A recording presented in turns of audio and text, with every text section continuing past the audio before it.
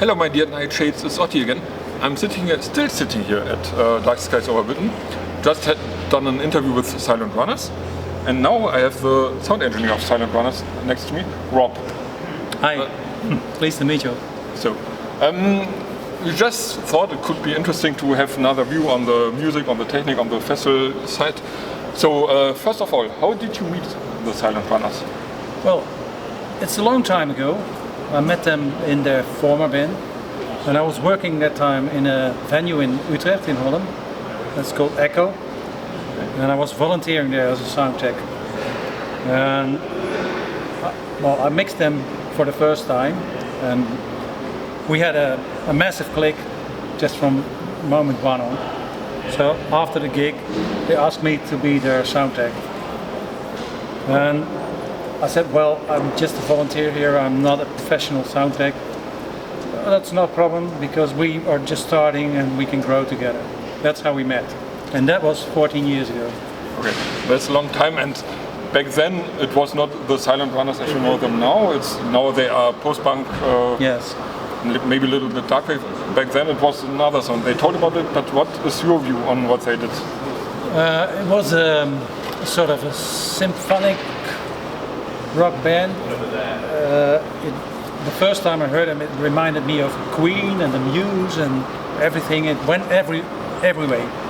So that was the thing I liked, because it was very dynamic, a bit theatrical, and they had a lot of instruments. So it was hard work for me to make it all come together, and that's what was very enjoyable for me to do. So they asked me, and I immediately said yes, because I wanted to tour with them. And I never toured before with a band, so that was a very good experience for me. Yeah, I can imagine, but when you look at this, now they've changed their sound completely, so isn't that boring now?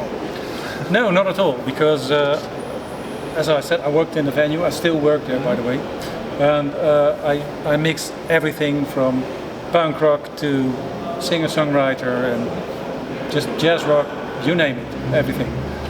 And this was a new genre for me, and I used to like Joy Division and that sort of stuff, The Cure, you know, and that's what music reminds me of.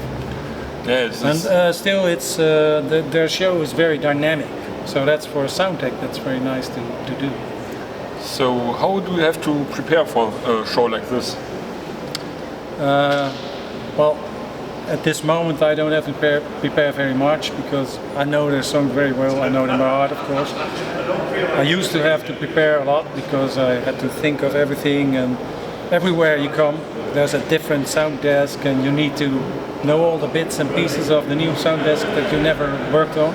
So it's like when you work in the office on a computer, and you are used to work with a Windows computer, and you go to the next office the next day, and there's an app, and in the next office there's a Linux machine.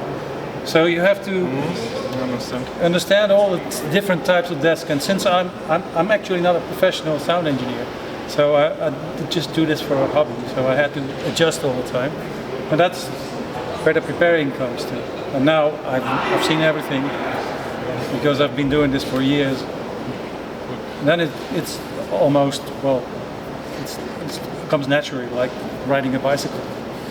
And I see they told about their history. It's not that long as Silent Runners, as the post-punk thing, but in this rather short history they have tried a lot, different sounds, different styles. So how do you connect to them, to their new album, when you listen to the new album? Funny question, because I really had to get used to the new album, the Statues and Ornament album, because I'm more into this deep, heavy synth-based music. So it was a bit of getting used to for me. But the first time we played it live in Köln at the Cold Transmission Festival, it all fell together, and it hit me. I was sold, you know. So my preparation in that sense is that I listen to their music, and I try to figure out what's the message they want to bring across, and that's what I'm trying to produce in the venue. So that's the sound tech kind of view. Yeah, I see. And I always thought about festivals like this. You come as their technician. Is there some house technician you have to work with? Yes. How does this work? I never knew about how.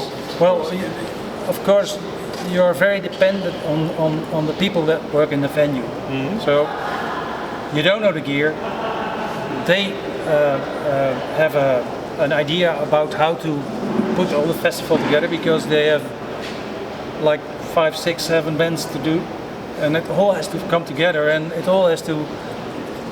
You have to fit it in with the changeovers and everything. So you have to adapt to the guy or girl that's going in the venue.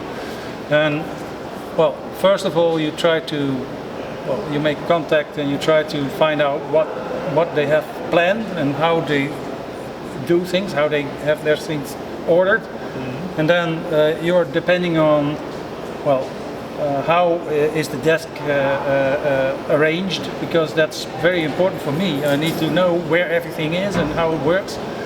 And so you have to communicate a lot and how things work on stage. And sometimes you have, like here is one tech who does everything. There's no stage manager, there's no monitor tech, there's no crew that's taking stuff off the stage and bringing it on when the changeovers are. So this guy is really busy and I want to know everything. So there's a lot of communication necessary to get everything going. But it always works out, because you know, if there's one thing I learned in this type of work, it's you need to improvise always. And I think it's rather difficult to see how the venue works, because, for example, I go to festivals that are in a castle, and I think it's really, really difficult to get with these walls, round walls, for example, or you have a square. Yeah. For instance, this venue is very reverby. If you clap your hands, you will hear it for 10 seconds going round. Okay. And that's difficult because you don't want that. You want it to be dry. And if there's reverb needed, for instance on the vocals, you want to make it bigger, you want to make a sound like you're singing in the bathroom, you know, then you put it on. But if it's already there, you just have to try to get rid of it somehow. And that's what we do. That's where we come in. Yeah, that's even what people, when they are recording their music, for example, are looking for. I've heard of musicians doing their recordings in a toilet, for example, to get this. Yes, you get a specific sound. If you're a vocalist, you want to sing in a church, because then you've got a lot of reverb and you get a big voice. But if you put a band in a church, I've been mixing bands in church, it's really difficult. You have to take out all kinds of frequencies that are very dominantly present, and that makes our work difficult. If you have a very well acoustically prepared room, it's perfect. And that's why, of course, bands in the studio always need to have everything recorded separately, so you can fit it together later. But live, of course, it's impossible. Yeah. I see. And I think it's even difficult to see. You are doing the soundcheck, for example, on an empty room, on an empty venue. Yeah. And the people come in, and in most cases, you don't exactly know how many people will be there. No. In the room. So you have to calculate, for example, or to arrange when the show you take that into account, of course. But there's one thing that's in our favor. Once the crowd is in, the acoustics almost always get better.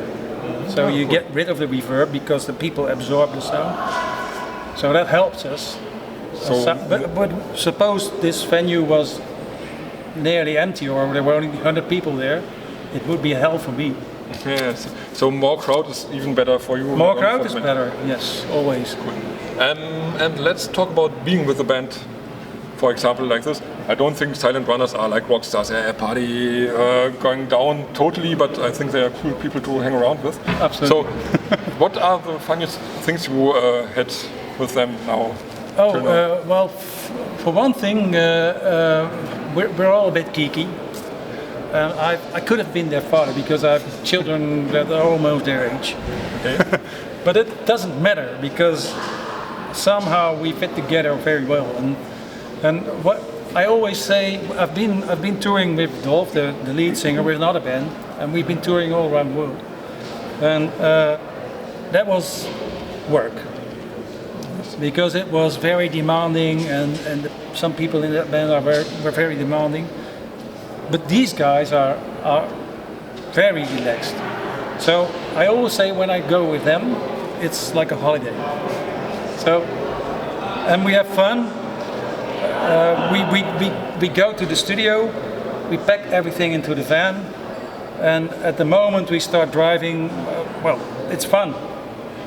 We drink our beers, and we go, when we cross the border in Germany, we have this customs that the first stop we take a currywurst. Just because we're in Germany, you know, and we always have fun. It's always very good vibes, and no one is blaming other for making mistakes or something. It just happens, and this relaxed vibe is very good because we never have problems. It's really cool. So, and you will be, I don't know, Silent Runners are second, third, I think today, no, running order? I'm third, not. I think, but I'm not sure. Yeah, third. So till then you have to be like a professional, I think. Do you party afterwards, or do you go to bed early? Well, it depends. But most of the time we have a party. Okay. So that was cool. It was a really cool insight into another part of festivals of music and stuff. So thank you. Yes, thank you. It's nice to be interviewed like this because I think it gives you indeed a different perspective on this whole line of work. I think people like you are the most important for stuff like this to help and to go really on. So Silent Runners always call me their sixth band member. So let's say bye, people. Goodbye. It was a cool, nice interview. Thank you.